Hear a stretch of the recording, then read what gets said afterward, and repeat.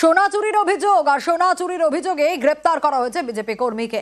মেদিনীপুরের ঘটনা, মেদিনীপুরের বিজেপি কর্মীকে গ্রেপ্তার করেছে পুলিশ এবং ওড়িশা পুলিশের ক্রেতা সেজে জলেশ্বরে সোনার দোকানে চুরির অভিযোগ। ঠিক কি ঘটেছিল আরো ডিটেইল জানাতে পারবে শঙ্কর, রয়েছে আমার সঙ্গে। শঙ্কর, দেখো সোনিয়া, পশ্চিম মেদিনীপুর জেলার এক বিজেপি যুব মোর্চার এক নেতা জলেশ্বরে গেছিলেন একটি সোনার দোকানে। সেটা অভিযোগ যে 100 গ্রাম সোনা দেখার নাম করে সেটাকে নিয়ে নিজের স্কর্পিওতে উঠে পালাতে গেলে স্থানীয়রা তাকে ধাওয়া দেয় এবং তড়িঘড়িতে পালাতে গিয়ে বলা যায় যে 5-6 কিলোমিটার যাওয়ার পর নিয়ন্ত্রণ হারিয়ে জাতীয় সড়কের পাশে টোল প্লাজার পাশে ঠিক গাড়িটি নিয়ন্ত্রণ হারিয়ে উল্টে যায়। এরপরেই স্থানীয়রা তাকে ধরে বেধড়ক মারধর করে এবং পুলিশের হাতে তুলে দেয়। এরপরেই আজ সকালবেলা বিজেপির এক নেতা, যে পশ্চিম মেদিনীপুর বিজেপির যুব মোর্চার এক নেতাকে তাকে ওইখানে অ্যারেস্ট করা হয়েছে। তিনি স্বীকার করেছেন যে সোনা চুরির দায়ে তাকে গ্রেফতার করা হয়েছে। ইতিমধ্যেই যেটা জানা গেছে যে রাজ্য তৃণমূলের তরফ থেকে সেই চুরি করে পালানোর সময় যে সিসিটিভি তারা দিয়েছেন এবং এই নেতার সঙ্গে যে ছবি তারা প্রকাশ করেছে। ইতিমধ্যেই এই ঘটনা ঘিরে একেবারে তৃণমূল বিজেপি তরজা তুঙ্গে হয়েছে। এইদিকে বিজেপি যদিও জানিয়েছে এই যুব মোর্চার সঙ্গে বিজেপির কোনো সম্পর্ক নেই, কিন্তু সোনিয়া আমরা যেটা দেখাচ্ছি যে পশ্চিম মেদিনীপুরে 2022-2023 সালে তাকে যুব মোর্চার সাধারণ সম্পাদক করা হয়েছে। এখনো সেই যে সংগঠন সেটাকে ভাঙা হয়নি, ফলে সে ওই দলেই রয়েছে এবং রীতিমতন বিজেপির সমস্ত অনুষ্ঠানে যাচ্ছে। তৃণমূল যে অভিযোগ যে এরকম বিজেপি নেতা বহু আছে যারা বিভিন্ন জায়গায় চুরি ধর্ষণের সঙ্গে যুক্ত আছে, তারা কেসটা রাটায় বলে তারা অভিযোগ করছে। বীরভূমের নানুর, সেখানে আবারও বোমাবাজির অভিযোগ। থুপসারার উপপ্রধানের বাড়ি লক্ষ্য করে বোমা। প্রায় 1 ঘন্টা ধরে নাকি বোমাবাজি হয়েছে এমনটা অভিযোগ। কিন্তু কেন এই বোমাবাজি, কারা এই বোমাবাজি করলো, অবশ্যই আমরা জানবো। উপপ্রধানের বাড়ি লক্ষ্য করে বোমা, প্রায় 1 ঘন্টা ধরে বোমাবাজির অভিযোগ। এলাকা দখলের জন্যই নাকি বোমাবাজি বলে অভিযোগ উঠছে। শুধু তাই নয়, পর বাইকে এসে বোমাবাজি চালানো হয়েছে বলে অভিযোগ। সকালে বোমার থলি নিয়ে এলাকায় ঘোরাঘুরি করে বলে অভিযোগ। তদন্তে নানুর থানার পুলিশ।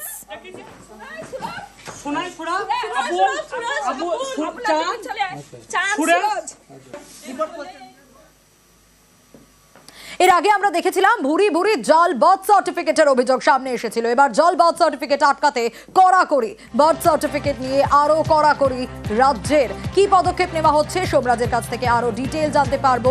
সোমরাজ, কি পদক্ষেপ নেওয়া হচ্ছে? দেখো, পঞ্চায়েত থেকে এবার শুধুমাত্র পঞ্চায়েত প্রধানের সইতেই বার্থ সার্টিফিকেট ইস্যু হবে না। এবার থেকে বিএমওইচ অর্থাৎ ব্লক মেডিকেল হেলথ অফিসারদের অনুমোদন লাগবে।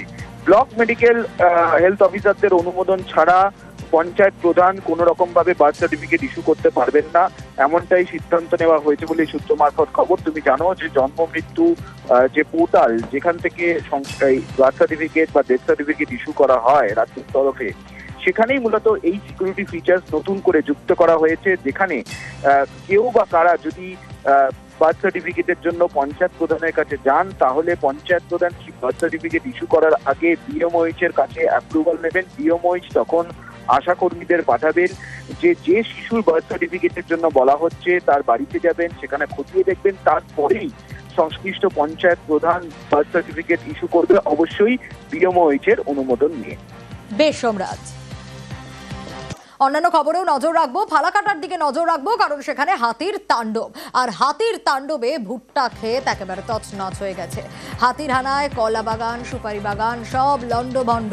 আরো বিস্তারিত জানবো, রাজকুমার রয়েছে আমার সঙ্গে। রাজকুমার, এই হাতির তাণ্ডবে তো সাধারণ মানুষ অতিষ্ঠ, তারা তো রীতিমতো আতঙ্কিত। বন দপ্তর কি বলছে?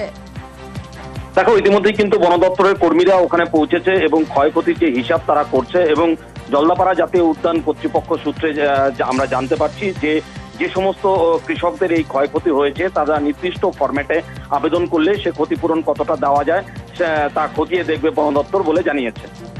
বেশ, কালকে কয়টা হাতি আসছিল আপনার বাড়িতে? 4টা হাতি। ক্ষতি কি করছে? ক্ষতি মানে ধান বস্তা খাইছে, মন্দির ঘর ভাঙছে, হ্যাঁ, বেড়া ভাঙছে, কলা গাছ ভাঙছে। আর আপনারা ঘরেই ছিলেন? আমরা ঘরে ছিলাম। ঘরে থেকে জানলা দিয়ে দেখছেন? হ্যাঁ, জানলা দিচ্ছি। কতক্ষণ ছিল আপনার বাড়িতে? ঘন্টা খানিক। সবাই কি ভয়ে আছেন? সবাই। নজর রাখবো এবার বাঁকুড়ার দিকে, তার কারণ বাঁকুড়ায় সারের কালোবাজারের অভিযোগ উঠছে এবং তৎপরতা শুরু হয়ে গেছে। সারের কালোবাজারের অভিযোগে তৎপর কৃষি দপ্তর। আরো বিস্তারিত এই বিষয়ে দেবব্রত জানাতে পারবে। দেবব্রত, কি ব্যবস্থা নেওয়া হলো? একেবারে সোনিয়া, দেখো সামনেই রয়েছে আমনের মরশুম, অর্থাৎ আমন ধান চাষ ইতিমধ্যেই বীজ রোপণ করা হয়ে গেছে। কারণ যে কোনো সবজি চাষ বা ফসল চাষের আগেই কিন্তু সারের যে কালোবাজারি, সেই কালোবাজারি কিন্তু ধারাবাহিকভাবে এলাকায় হয়ে থাকে। যে কারণেই কিন্তু তৎপর থাকে কৃষি দপ্তর। এবং আমন চাষের আগেই একেবারে বাঁকুড়া জেলা একেবারে প্রশাসন অর্থাৎ কৃষি দপ্তর তারা একেবারে দল বেঁধে বিভিন্ন যে সারের দোকান রয়েছে কতুলপুর ব্লকের বিভিন্ন প্রান্তে যায়। সেখানে একাধিক সারের দোকানে তারা ভিজিট করে, কথা বলে সারের দোকানদারদের সঙ্গে, স্টকের সঙ্গে খাতার মিল রয়েছে কিনা সেই বিষয়টি খতিয়ে দেখে, কেউ মজুত করে রেখেছে কিনা অতিরিক্ত সার সেই বিষয়টি খতিয়ে দেখে এবং সকলকে সচেতন করে। সোনিয়া, বেশ।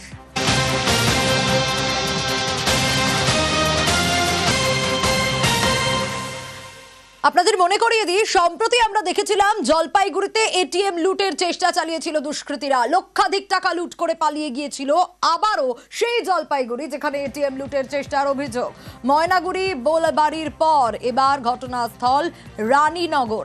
সিসি ফুটেজ দেখাবো, সিসি ক্যামেরা ফুটেজে কি রয়েছে দেখা যাক, সেই ছবি দেখাবো আপনাদের। ময়নাগুড়ি বোলবাড়ির পর এবার রানীনগরে সেই সিসি ক্যামেরা ফুটেজ আপনাদের দেখাচ্ছি।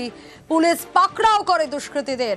রাষ্ট্রায়ত্ত ব্যাংকের এটিএম লুটের চেষ্টা, আরো ডিটেল এ বিষয়ে জানাতে পারবে শান্তনু রয়েছে আমার সঙ্গে। শান্তনু, পুলিশি তৎপরতায় যে গ্রেপ্তার করা গেছে সেটা আমরা দেখতে পাচ্ছি, কিন্তু ঠিক কি ঘটেছিল? এটা তো বিএসএফ ক্যাম্প থেকে ঢিল ছোড়া দূরত্ব, কিভাবে পৌঁছলো দুষ্কৃতীরা?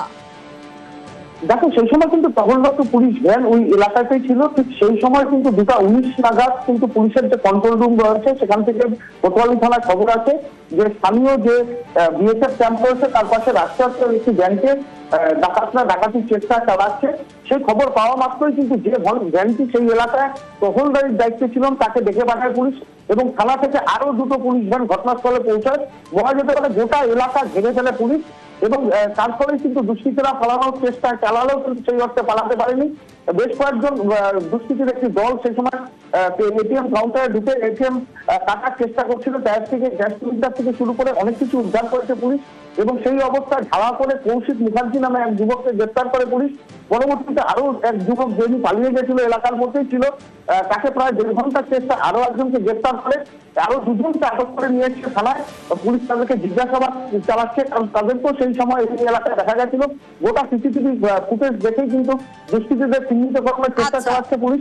বলা যেতে পারে যে একটা বড় সড় রকমের যে চক্রান্ত বা লুটের যে চেষ্টা তা ভেস্তে দিতে পেরেছে জলপাইগুড়ি কোতোয়ালি থানা পুলিশ। বেশ শান্তনু, একেবারে। এবং যদি গত 1 মাসের দিকে আমরা নজর রাখি তাহলে জলপাইগুড়ি শিলিগুড়িতে একের পর এক এটিএম লুটের ঘটনা ঘটেছে এবং একই কায়দায় বারবার এটিএম লুটের ঘটনা। পর এটিএম লুটে ইতিমধ্যেই কয়েকজনকে গ্রেপ্তার করা হয়েছে। মিলেছে সেখানে বিহার যোগের প্রমাণ পর্যন্ত। ভিন রাজ্য থেকে এসে লুটপাট চালিয়ে পালিয়ে যাওয়া, এটিএম লুটের পর ভিন রাজ্যে গা ঢাকা দেওয়া একই গ্যাং বারবার লুট চালাচ্ছে বলেই পুলিশ অনুমান করছে।